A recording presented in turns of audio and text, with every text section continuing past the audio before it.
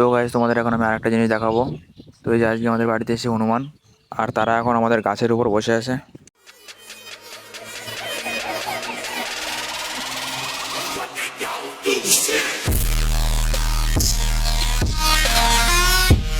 তো hello guys, welcome back to my YouTube channel.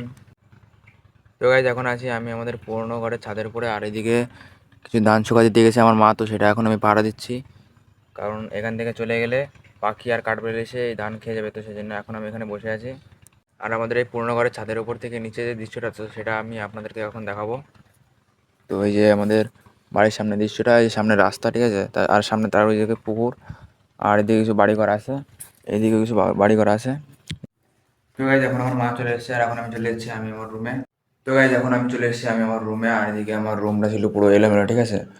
তো আমি সকালে ঘুম থেকে উঠে এটা গুছাই না, তো এটা এরকমই থাকে। আবার যখন রাতে আমি ঘুমাই, তো তখন এইভাবে আমি শুয়ে পড়ি। তো এখন টাইম হলো 1:30, দুপুর 1:30 বাজে এখন। তো গাইজ ফাইনালি আমি স্নান করে রেডি হয়ে নিলাম, আর এখন আমি চলে এসেছি আমি আমাদের বাড়ির পিছনে যে জমিটা, তো সেখানে আমি চলে এসেছি। আর এই সাইডটা প্রচণ্ড রোদ্দুর, তো ঠিক আছে। তো আমাদের যে সোলার, মানে আমাদের যে জমির উপরে যে সোলারটা, এই যে, তো এর নিচে যে ছায়া, তো এখানে আমি বসে আছি, এখানে বসে ভিডিও করছি। আর এদিকে এখন প্রচণ্ড হাওয়া হচ্ছিল। তো গাইজ এখন আমাকে ডাকছে ভাত খাওয়ার জন্য, তো সেজন্য এখন আমি যাবো ভাত খেতে। তো গাইজ আজকে আমাদের বাড়িতে রান্না হয়েছে মাছের ঝোল। তো গাইজ তোমাদের এখন আমি আরেকটা জিনিস দেখাবো।